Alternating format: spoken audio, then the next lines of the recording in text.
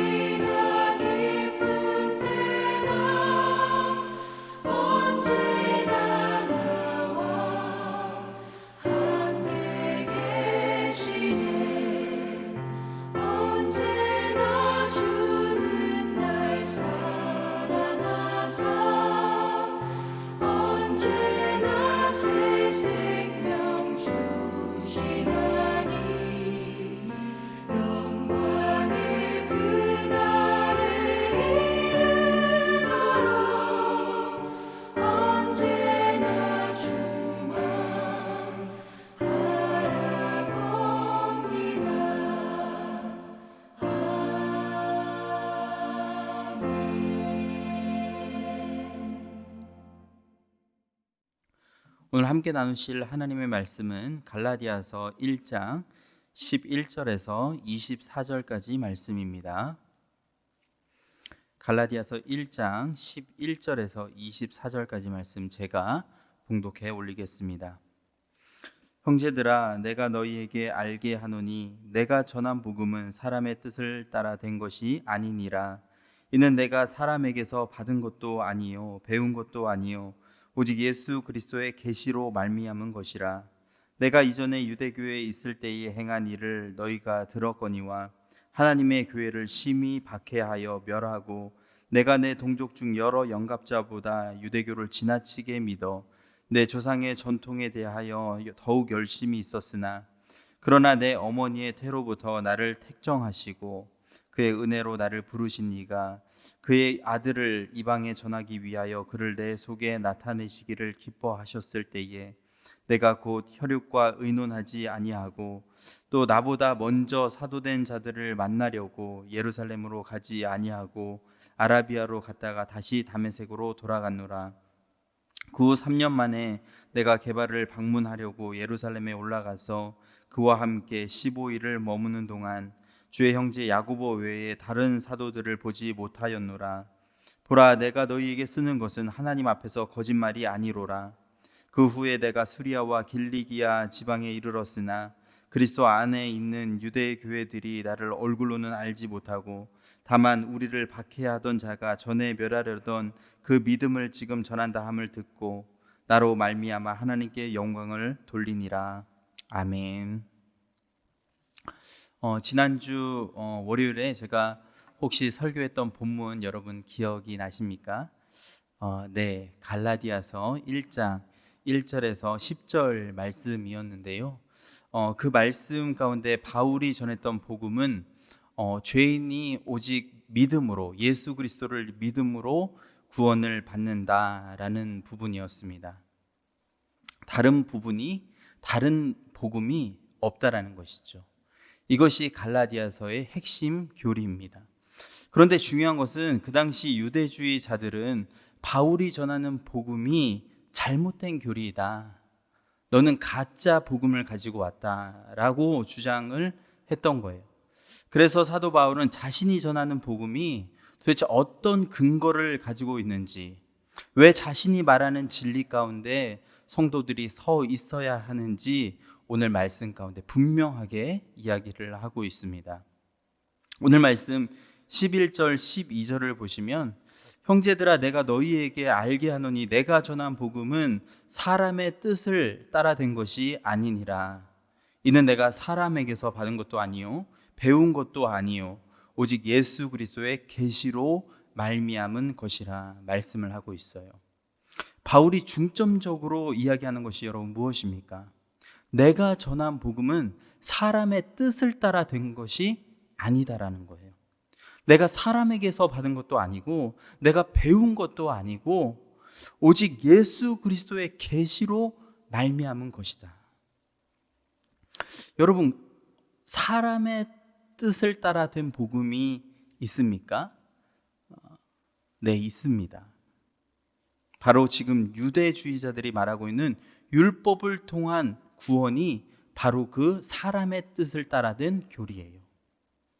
사람의 뜻을 따라, 즉 그들이 오래전부터 가르치고 있었던 율법을 지킴으로 구원을 받을 수 있다라고 말하는 것이 바로 사람의 뜻을 따라 된 복음이라는 것입니다. 사람의 뜻을 따라 된 복음, 굉장히 이상하지요.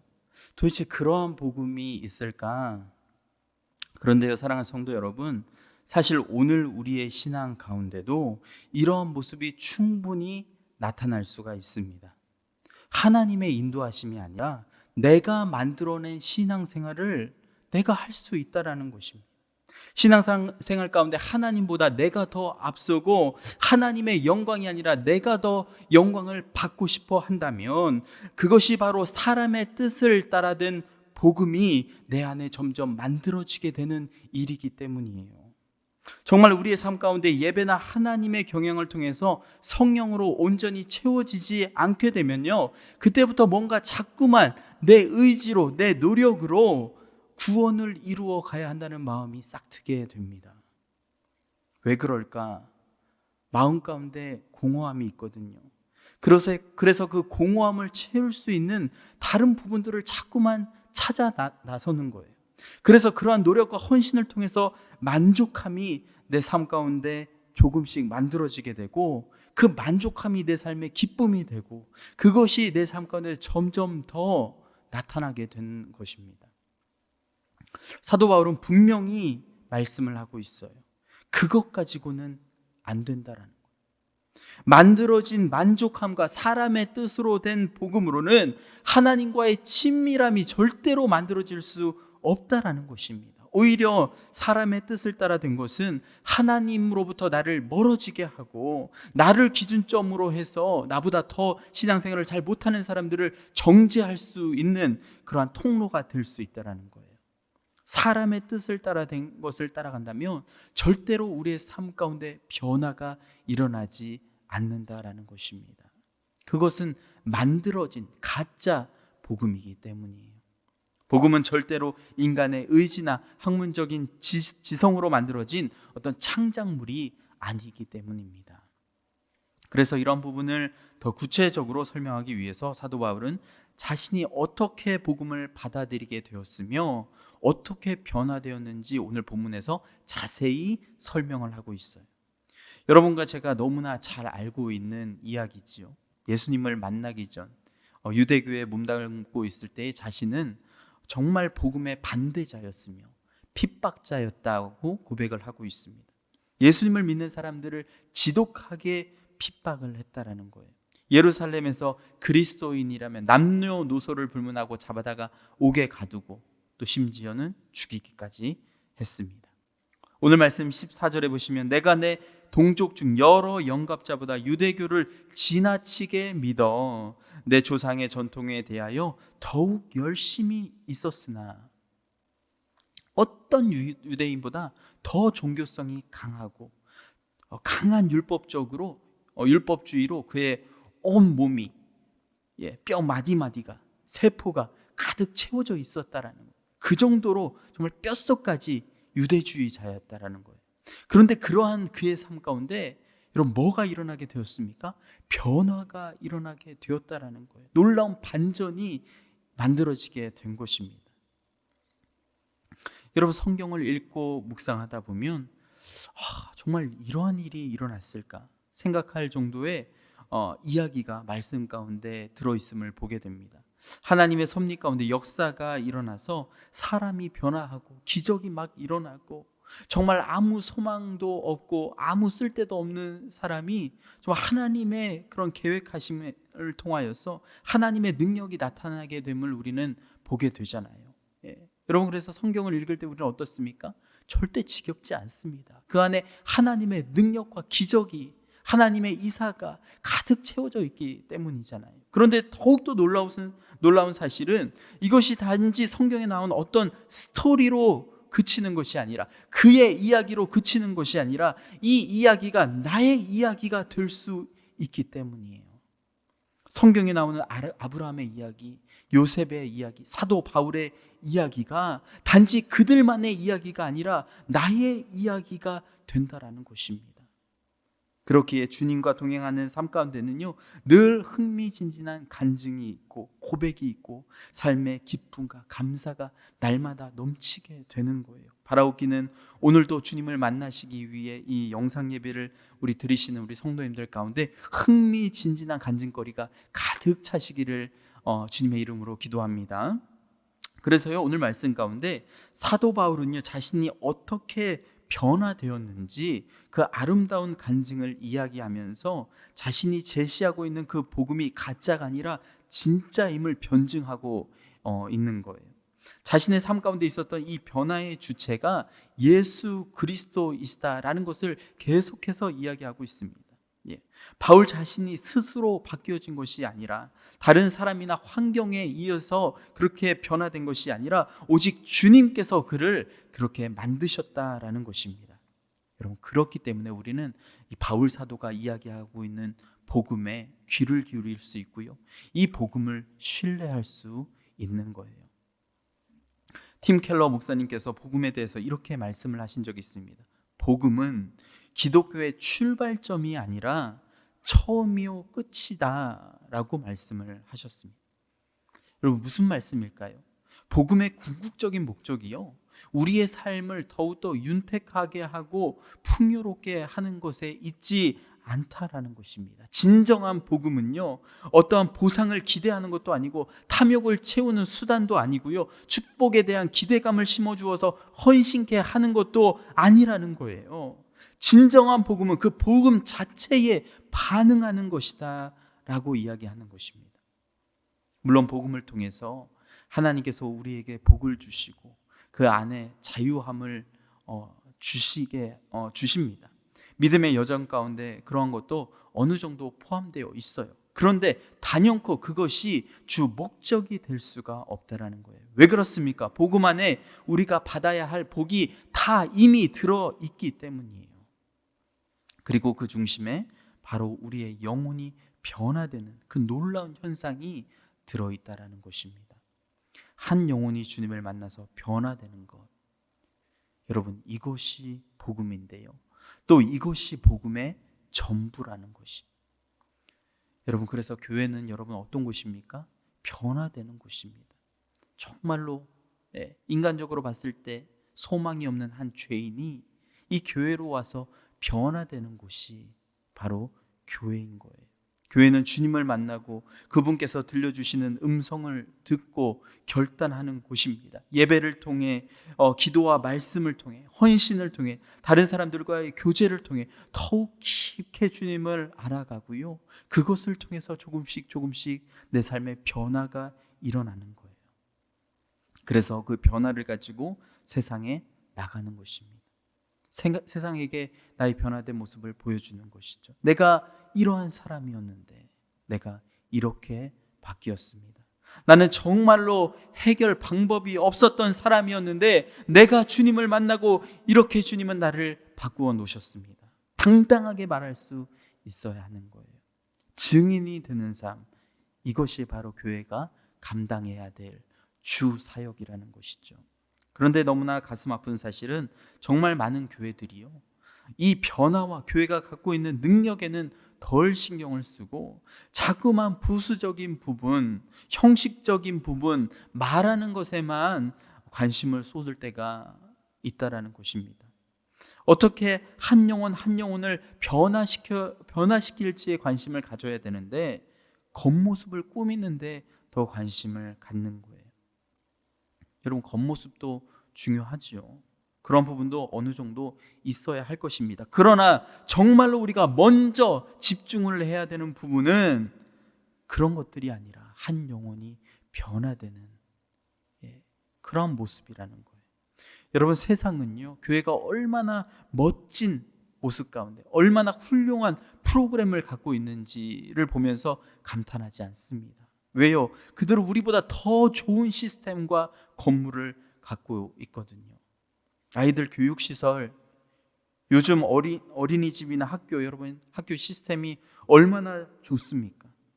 제 첫째 아이가 초등학교 2학년을 지금 다니고 있는데요, 초등학교 시스템을 보면서 제가 깜짝 놀랄 때가 정말 너무나도 많이 있습니다. 물론 현재는 코로나로 인해서 학교를 잘 못 다니고 있지만 그런 상황 가운데서도 학교들을 보면요, 정말 영상 수업을 체계적으로 운영하고 있어요.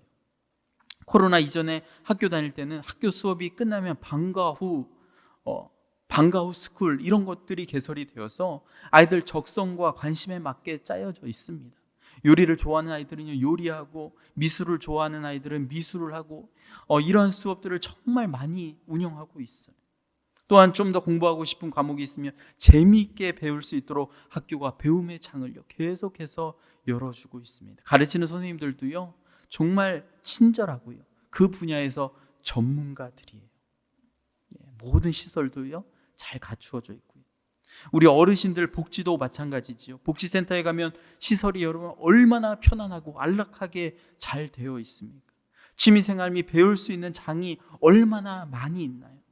교회가 아무리 노력한다고 하지만 이러한 사회 복지 시스템을 따라가기가 여러분 쉽지가 않습니다. 교회와 비교할 수 없어요.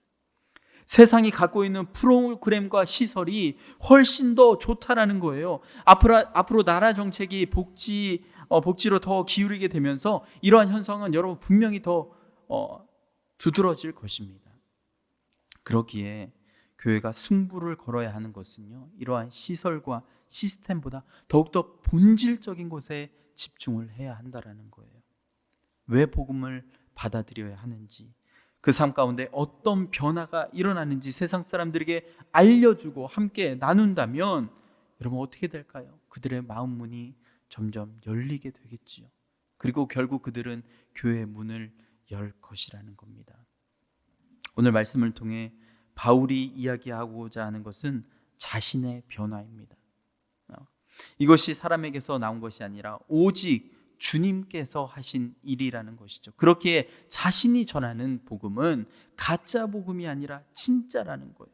자신의 모든 것을 다 버릴 정도로 그 변화는 값어치가 있고 그 안에 생명이 있다라는 것을 피력하면서 자신이 전하는 복음 안에 설 것을 바울 사도는 강력하게 강조를 하고 있습니다. 복음이 바울의 삶을 통째로 바꾸어 놓았다면 우리의 삶에도 그 복음은 동일한 능력을 갖고 있는 줄로 믿습니다. 정말로 중요한 것은 내가 정말로 그 말씀 가운데 주님을 만날 준비가 되어 있는가, 말씀 가운데 그리고 예배 가운데 정말로 내가 주님을 만나고 있는가 하는 것입니다. 여러분 오늘부터 잠언 성경 필사 그리고 창세기 성경 통독이 시작되는데요, 그냥 쓰고 읽는데 그치지 마시고 바울 사도처럼 정말로 하나님의 말씀 가운데 주님을 만나고 더욱더 큰 변화가 있기를 간절히 소망합니다. 코로나19로 인해서 정말 힘든 시대에 여러분 말씀으로 꼭 승리하시고요, 가정에서 직장에서 빛과 소금의 역할을 잘 감당하시는 여러분과 제가 되시기를 간절히 기도합니다. 잠깐 기도하시겠습니다. 사랑과 은혜가 많으신 아버지 하나님 감사합니다. 사도 바울을 변화시켰던 그 복음의 능력이 하나님 오늘 말씀을 듣는 모든 성도님들과 저에게 임하게 하여 주셔서 하나님의 말씀 가운데 더욱더 변화되게 하여 주시고 이 복음을 세상 밖으로 가져가서 전할 수 있는 우리 모두 될 수 있도록 주님 인도하여 주시옵소서. 감사드리며 살아계신 예수 그리스도 이름으로 간절히 기도합나이다. 아멘. 오늘 말씀 생각하시면서 함께 개인적으로 계속 기도하시겠습니다.